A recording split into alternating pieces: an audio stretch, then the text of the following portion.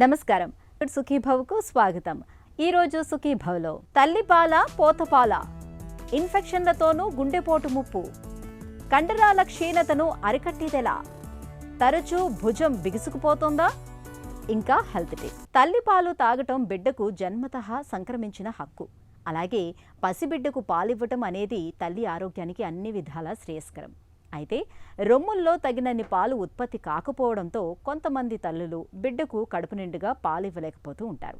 ఇలాంటప్పుడు తప్పనిసరిగా పోతపాలు పట్టాల్సి ఉంటుంది.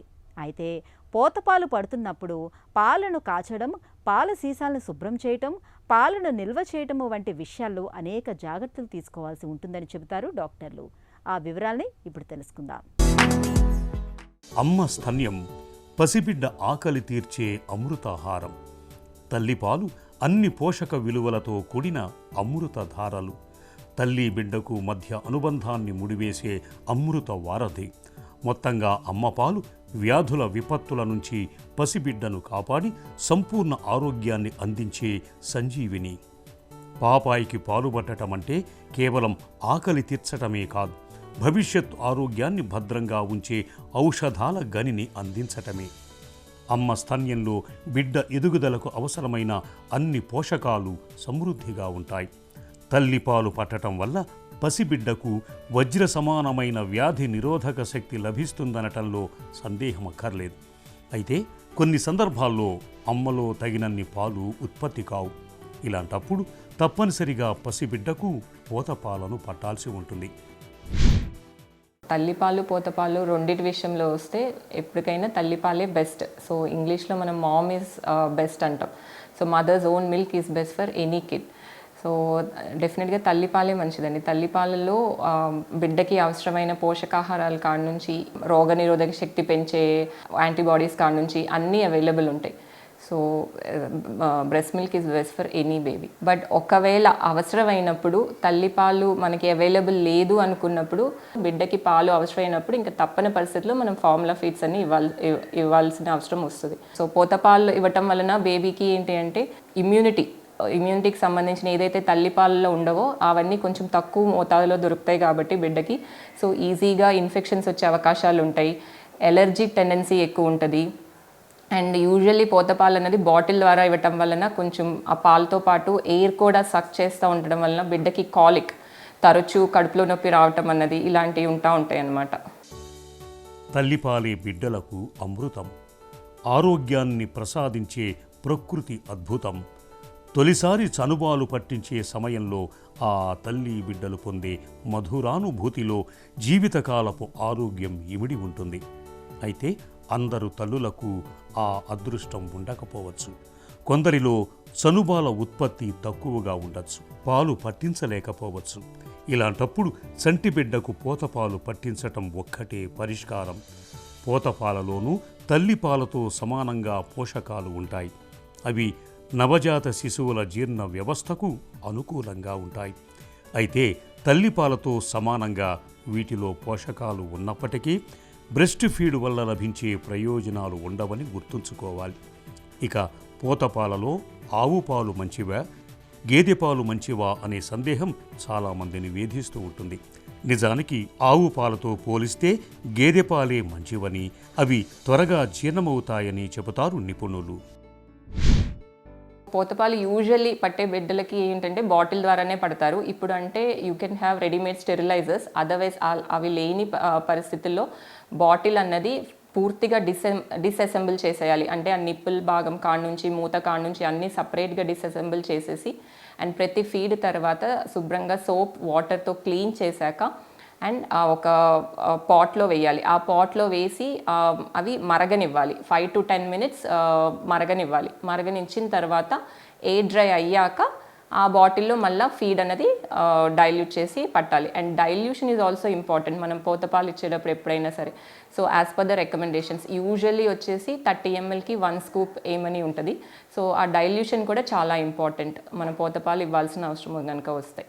యూజువల్లీ అది బాటిల్ బ్రషెస్ అని దొరుకుతాయి, నిప్పుల్ బ్రషెస్ కూడా దొరుకుతాయి అండ్ బాటిల్ క్లీనింగ్ లిక్విడ్స్ దొరుకుతాయి. సో వాటితో మనం పూర్తిగా పాల సీసా పూర్తిగా డిస్అసెంబుల్ చేయాలి. అంటే ఏ పార్ట్కి ఆ పార్ట్ తీసేసి దాని తర్వాత స్పెసిఫిక్ డిటర్జెంట్ సోప్తో అండ్ బ్రష్తో క్లీన్ చేశాక మనం ఉడకబెట్టడం అన్నది చేయాలన్నమాట. యూజువల్లీ నేను చెప్పాను కదా, పోతపాలు తాగటం వల్ల ఏంటంటే తరచూ కడుపులో నొప్పి రావటం, ఎయిర్ ఎక్కువ సక్ చేస్తూ ఉంటారు ఆ బాటిల్తో పాటు. సో దానివల్ల ఈవినింగ్ కాలిక్ అని, ఎక్కువ సాయంత్రం పూటలో పిల్లలు ఎక్కువ ఏడుస్తూ ఉంటారు. సో దాంతో పొట్ట వాళ్ళకి ఇబ్బంది అయిపోయి గ్యాస్ బయటకి వెళ్ళక సో ఇబ్బంది పడుతూ ఉంటారు. సో ఈవినింగ్ కాలిక్ ఎక్కువ ఏడుస్తున్నప్పుడు కానీ, లేదా దానివల్ల ఇమ్యూనిటీ తక్కువైపోయి విరోచనాలు రావటం వల్ల కానీ, లేదా బాటిల్ శుభ్రపరచడంలో ఏమన్నా ప్రాబ్లం ఉండటం వల్ల విరోచనాలు రావటం వల్ల కానీ, లేదా ఎలర్జీస్కి ససెప్టబుల్ ఉంటారు కాబట్టి అలా ఎలర్జిక్ కండిషన్స్ ఏమైనా ఉన్నప్పుడు కానీ మనం డాక్టర్ని కన్సల్ట్ చేయాల్సి ఉంటుంది. సంటిబిడ్డకు పోతపాలు పడుతున్నప్పుడు పాల సీసా శుభ్రత విషయంలో ప్రత్యేకంగా జాగ్రత్తలు తీసుకోవాలి. పాల సీసాలు రోజు ఉపయోగించేవే కదా అని వాటిని పైన శుభ్రం చేస్తుంటారు కొంతమంది. ఇలా చేయటం వల్ల వాటిలో సూక్ష్మక్రిములు, బ్యాక్టీరియా వంటివి వృద్ధి చెందే అవకాశాలు ఎక్కువగా ఉంటాయి. పిల్లలు తాగిన తర్వాత పాలు మిగిలినా అలాగే పక్కన పెట్టేస్తూ ఉంటారు. అయితే పాల మీద బ్యాక్టీరియా, క్రిములు త్వరగా వృద్ధి చెందే అవకాశం ఉంటుంది. అందుకే పాలు పట్టిన వెంటనే ఎప్పటికప్పుడు పాల సీసాల్ని, వాటి పీకల్ని శుభ్రం చేయాలి. వ్యక్తిగతంగానూ శుభ్రత పాటించాలి. చేతుల్ని తరచూ శుభ్రం చేసుకుంటూ ఉండాలి. పోతపాల మూలంగా బిడ్డకు అరుగుదలలో ఏవైనా సమస్యలు తలెత్తినప్పుడు ఆలస్యం చేయకుండా డాక్టర్ని సంప్రదించాలి. హెల్త్ న్యూస్ మీకోసం.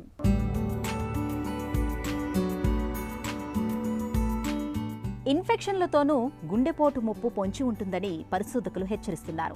ఫ్లూ, కోవిడ్ వంటి తక్షణ ఇన్ఫెక్షన్ల బారిన పడ్డ కొద్ది వారాల తర్వాత గుండెపోటు, పక్షవాతం ముప్పు గణనీయంగా పెరుగుతున్నట్లు journal of the American heart అసోసియేషన్లో ప్రచురితమైన అధ్యయనం పేర్కొంటోంది. హెచ్పివి, హెపటైటిస్ బి, ఇతర వైరస్లు క్యాన్సర్కు కారణం అవుతున్నట్లు తెలిసిందే. కానీ వైరల్ ఇన్ఫెక్షన్లకు, గుండె జబ్బులు వంటి సాంక్రమికేతర జబ్బులకు మధ్య సంబంధం గురించి అంతగా తెలియదు. దీన్ని అర్థం చేసుకోవటానికి యూనివర్సిటీ ఆఫ్ కాలిఫోర్నియాకు చెందిన పరిశోధకులు ప్రయత్నించారు. దాదాపు 52,000 ప్రచురిత అధ్యయనాలను నిశితంగా విశ్లేషించారు.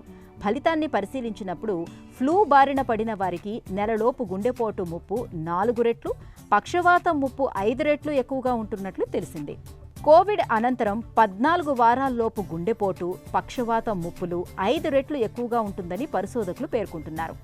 ఇన్ఫెక్షన్ల బారిన పడిన తర్వాత ఏడాది వరకు ఈ ముప్పు ఉండటం గమనార్హం.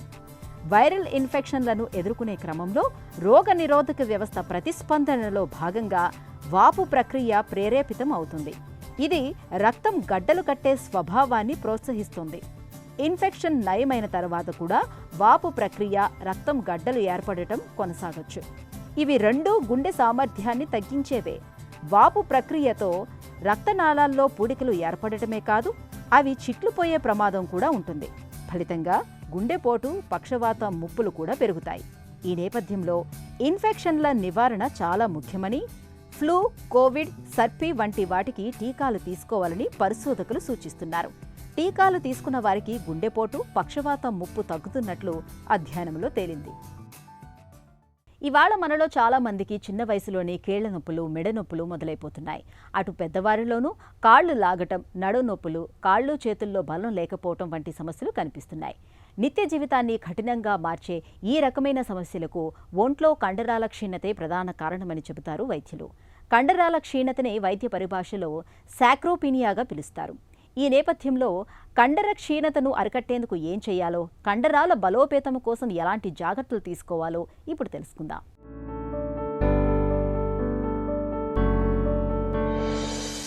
మన కండరాలు ఎంత బాగా ఉంటే మన మోకాళ్ళు, కీళ్ళు అంత బలంగా ఉంటాయి. జాయింట్లకు మజిలే సపోర్టింగ్ సిస్టంలా పనిచేస్తుంది. మోకాళ్ళపైనున్న మజిల్ బలం తగ్గితే మోకాళ్ళ నొప్పులు, అరుగుదల వంటి సమస్యలు వస్తుంటాయి. ఇంతటి కీలకమైన కండరాలను మనం కాపాడుకోవాలి. కండరాల్ని బలోపేతం చేసుకోవాలి. కానీ శారీరక శ్రమ, కసరత్తు, పోషకాహార లేమి కారణంగా ఇవాళ వయసుతో సంబంధం లేకుండా మనలో చాలామందిలో కండరాల సమస్యలు వెంటాడుతున్నాయి. సాధారణంగా 20 నుంచి 30 ఏళ్ల మధ్య కండరాల పెరుగుదల అత్యున్నతంగా ఉంటుంది. 30 ఏళ్ల నుంచి కండరాలు, వాటిలోని కణజాలం క్షీణించడం మొదలవుతుంది. ఆపై వయసు పెరుగుతున్న కొద్దీ కండరాల క్షీణత కూడా పెరుగుతూ వస్తుంది. 60 ఏళ్ల తర్వాత కండరాల క్షీణత మరీ వేగంగా ఉంటుంది. ఎలాంటి కసరత్తులు చేయకుండా జాగ్రత్తలు పాటించకపోతే కండరాలు వేగంగా క్షీణించిపోతాయి. మన శరీరంలో కండరాలను నిర్మించడంలో జన్యువులది కీలక పాత్ర. కొంతమందిలో కండరాల పెరుగుదల ఇతరుల కంటే వేగంగా ఉండవచ్చు, మరికొందరిలో నెమ్మదిగా ఉండవచ్చు. 30 ఏళ్ల తర్వాత కండర ద్రవ్యరాశి సహజంగా తగ్గుతుంది. వయసు పెరుగుతున్న కొద్దీ సమస్య పెరుగుతుంది. ఏవైనా గాయాలు అయినప్పుడు గాయం ప్రభావిత ప్రాంతాన్ని ఎక్కువ కాలం ఉపయోగించకపోతే అది కండరాల క్షీణతకు దారితీస్తుంది. క్యాన్సర్లు, కిడ్నీ జబ్బు, శ్వాసకోశ వ్యాధులు కూడా కండరాల క్షీణతకు కారణమవుతుంటాయి. ఇక కండరాలను క్రమం తప్పకుండా వినియోగించినప్పుడు కూడా అవి క్షీణిస్తాయి. నిజానికి కండరాలను మనం పెంచకపోతే అవి పెరగవు. ఇందుకోసం నిత్యం వ్యాయామం, ప్రోటీన్ డైట్ తప్పనిసరి. ప్రోటీన్ కోసం చికెన్, చేపలు, గుడ్లు, పాలు, బీన్స్, చిక్కుళ్ళు, తృణధాన్యాలు, సోయా ఉత్పత్తులు తీసుకోవాలి. రాగి, బాదం, పిస్తా, నట్స్ తీసుకోవడం వల్ల మంచి కొవ్వు అందుతుంది. ఇది కండరాల పునర్నిర్మాణానికి సహాయపడుతుంది. అలాగే మినరల్స్, విటమిన్ల కోసం పండు తీసుకోవాలి. మెంతులు, గుడ్లు, పాలు, చికెన్, చేపలు వీటిలో కాల్షియం ఎక్కువగా ఉంటుంది. ఇది ఎముకలకు ఉపయోగకరం. ఆల్కహాల్కు దూరంగా ఉండాలి. చక్కెర పూర్తిగా తగ్గించగలిగితే మంచిది. వీటిని ఎక్కువగా తీసుకుంటే కండరాలు తమ పటుత్వాన్ని కోల్పోతాయి. అలాగే విటమిన్ డి కోసం రోజు కొద్దిసేపు ఎండలో ఉండటాన్ని అలవాటు చేసుకోవాలి. కండరాల పెరుగుదల నిద్రలోనే జరుగుతుంది. నిద్రలో శరీరం కండరాల కణజాలాన్ని మరమ్మత్తు, పునరుత్పత్తి చేస్తుంది. కాబట్టి రోజుకు 8 గంటల నిద్ర ఉండేలా చూసుకోవాలి. ఈ జాగ్రత్తలు కండరాల్ని చక్కగా బలోపేతం చేస్తాయి. మన శరీరంలోని కీళ్లు అన్నిటిలోనూ మనం భుజం కీళ్లను ఎక్కువగా కదిలిస్తూ ఉంటాం. మనం చేతులతో చేసే ప్రతి పనిలోనూ భుజాన్ని ఉపయోగించాల్సిందే. ఇంతటి కీలకమైన భుజం కీళ్ళలో ఏదైనా సమస్య తలెత్తితే మొత్తంగా రోజువారీ పనులన్నీ కష్టంగా మారిపోతాయి. భుజం బిగుసుకుపోవటం, భుజం పట్టేయటం, కీలు పక్కకు కదిలిపోవటం, ఇలా భుజానికి సంబంధించి చాలా సమస్యలు కనిపిస్తూ ఉంటాయి. భుజం పట్టేయడాన్ని, బిర్రుగా బిగుసుకుపోవటాన్ని డాక్టర్లు ఫ్రోజన్ షోల్డర్గా పిలుస్తారు. ఫ్రోజన్ షోల్డర్ గురించిన పూర్తి వివరాలను డాక్టర్ని అడిగి ఇప్పుడు తెలుసుకుందాం.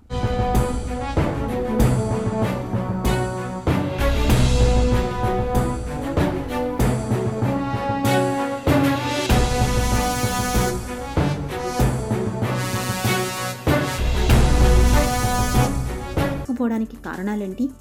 ఈ భుజము ఫ్రీజ్ అవ్వడానికి అంటే ఫ్రోజన్ షోల్డర్ అవడానికి చాలా కారణాలు ఉన్నాయండి.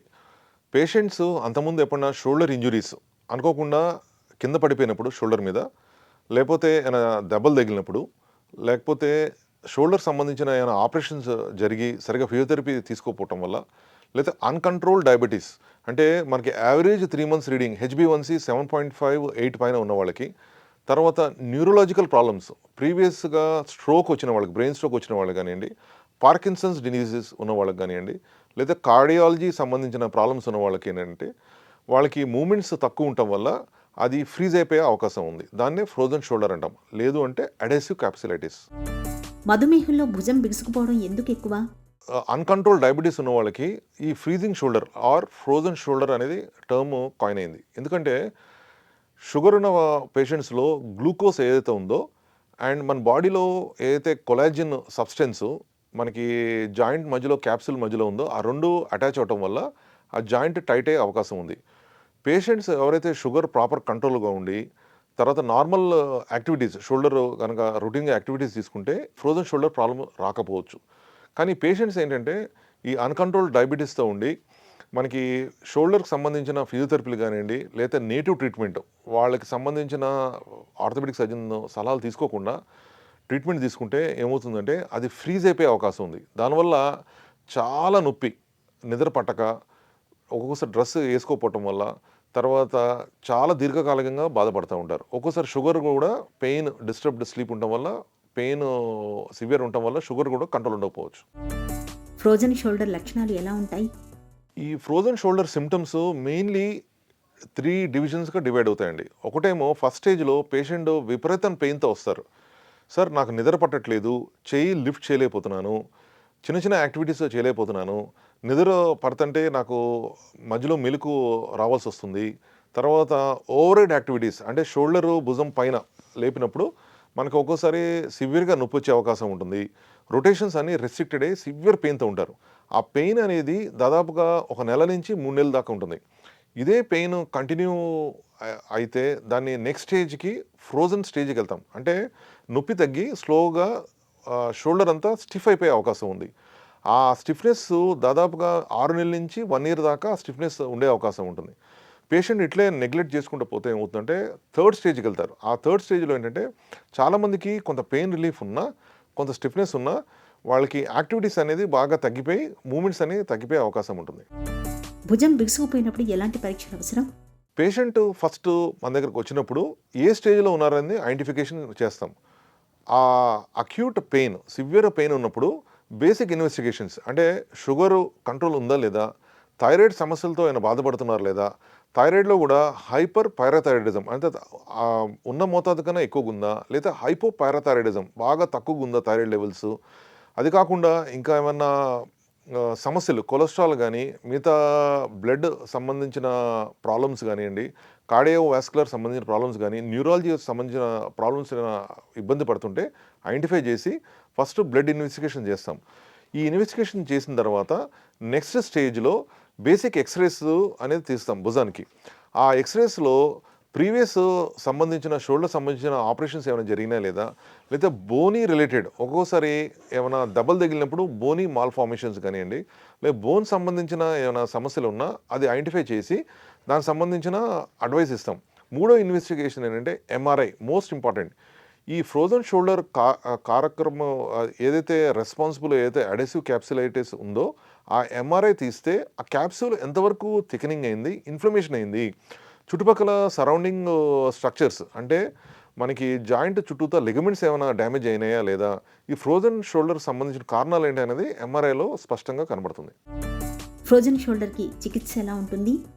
Treatment of frozen shoulder depends on staging of the clinical science.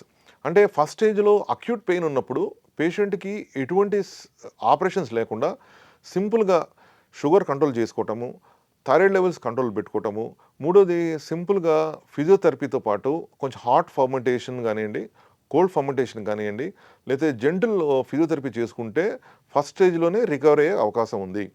Second స్టేజ్కి వచ్చేసరికి చాలా టైట్ ఫ్రీజ్ అయిపోయి కదలలేనప్పుడు స్టిఫ్నెస్ రిలీజ్ చేయడానికి మనకి ఫిజియోథెరపీతో పాటు ఒక్కోసారి సర్జికల్ ఇంటర్వెన్షన్ కూడా చేయాల్సి వస్తుంది. సర్జికల్ ఇంటర్వెన్షన్ అంటే సింపుల్గా మన అనెస్థీషియా ఇచ్చి చిన్న కెమెరా వేసి దాంట్లో ఏదైతే క్యాప్సూల్ టైట్ అయిందో దాన్ని రిలీజ్ చేస్తాం. So that patient have lot of pain relief. తర్వాత ఇమీడియట్గా మన ఫిజియోథెరపీ స్టార్ట్ చేసుకోవచ్చు. ఈ స్టేజ్లో పేషెంట్ ఉన్నప్పుడు నెగ్లెక్ట్ చేస్తే థర్డ్ స్టేజ్కి వెళ్ళే అవకాశం ఉంది. సో ఈ థర్డ్ స్టేజ్కి వచ్చేసరికి పేషెంట్కి ఆల్మోస్ట్ పెయిన్ తగ్గుతుంది. స్టిఫ్నెస్ కనుక కంటిన్యూ అయితే surgical intervention, key hole arthroscopic surgery ద్వారా మన ట్రీట్మెంట్ అందించే అవకాశం ఉంది. ఫ్రోజన్ షోల్డర్ని నివారించుకోవచ్చా? షోల్డర్ ఎప్పుడైతే స్టిఫ్ అయిందో ఫ్రోజన్ షోల్డర్ కానివ్వండి, adhesive capsulitis definitely preventable cause. ఎందుకంటే పేషెంట్కి ఎప్పుడైతే sugar levels out of control ఉందో దాన్ని కంట్రోల్ జాగ్రత్తగా చేసుకోవటము, థైరాయిడ్ లెవెల్స్ జాగ్రత్తగా కంట్రోల్ చేసుకోవటము, పేషెంట్కి స్ట్రోక్ వచ్చినప్పుడు, బ్రెయిన్ స్ట్రోక్ వచ్చినప్పుడు, లేకపోతే మూమెంట్స్ షోల్డర్ స్టిఫ్ అయిపోయినప్పుడు సరైన సమయంలో సరైన ఆర్థోపెడిక్ సర్జన్ దగ్గరికి వెళ్తే డెఫినెట్గా ట్రీట్మెంట్ 100% వితౌట్ సర్జరీ ట్రీట్మెంట్ అయ్యే అవకాశం ఉంది. చాలామందికి ఏంటంటే అన్ఫార్చునేట్లీ మనకి అవుట్ ఆఫ్ కంట్రోల్ షుగర్స్, తర్వాత బాగా స్టిఫ్ అయ్యే పొజిషన్ వచ్చినప్పుడు then will advise for surgical intervention. Surgery అనేది లాస్ట్ ఆప్షన్ పెడతామండి. ఎప్పుడైతే ఒక 3 నెలల నుంచి 6 నెలలు కన్జర్వేటివ్ ట్రీట్మెంట్ అంటే మెడికల్గా అనాల్జెసిక్స్ కానివ్వండి, ఫిజియోథెరపీ కానివ్వండి, చిన్నగా మన మూమెంట్స్ జాగ్రత్తగా హాట్ ఫర్మెంటేషన్ అని చేసుకుని ఇంప్రూవ్మెంట్ ఉంది అనుకుంటే will not advice any surgical intervention. ఇవన్నీ చేసిన తర్వాత ఫెయిల్ అయితే పేషెంట్కి నిద్ర పట్టట్లేదు, స్టిఫ్నెస్ పెరిగిపోతుంది, ఇంకా ఇతరత్ర కారణాల వల్ల నిద్ర పట్టట్లేదు అనుకుంటే షోల్డర్ రిలేటెడ్గా దానికి ఆర్థోస్కోపిక్ కీ హోల్ సర్జరీ అంటాం. దానికి ఏంటంటే ఒక చిన్న కెమెరా వేసి ఏదైతే క్యాప్సూలు లేదా లిగమెంట్ సంబంధించిన ప్రాబ్లం ఉంది అనుకుంటే దానికి సంబంధించిన ట్రీట్మెంట్ జాగ్రత్తగా రిలీజ్ చేసుకుంటే పేషెంట్కి హ్యాపీగా 2 to 3 వీక్స్లో రిలీఫ్ వచ్చే అవకాశం ఉంది. భుజం బిగుసుకుపోవటానికి కారణాన్ని గుర్తిస్తే చికిత్స చేయడం చాలా తేలిక. ఫిజియోథెరపీ, మందులు, వ్యాయామాల సాయంతో ఫ్రోజన్ షోల్డర్ సమస్య నుంచి తేలికగానే బయటపడచ్చు. ఒక చిన్న చిట్కా మీకోసం. చలికాలంలో గొంతు బొంగురు సమస్యగా మారినప్పుడు వేడివేడి టీలోకి కొద్దిగా తేనెను కలుపుకొని తాగండి. తేనెలో ఉండే సహజసిద్ధమైన యాంటీవైరల్ గుణాలు గొంతు బొంగురుకు కారణమైన వైరస్లను నాశనం చేస్తాయి. గొంతు బొంగురు ఇట్టే తగ్గిపోతుంది.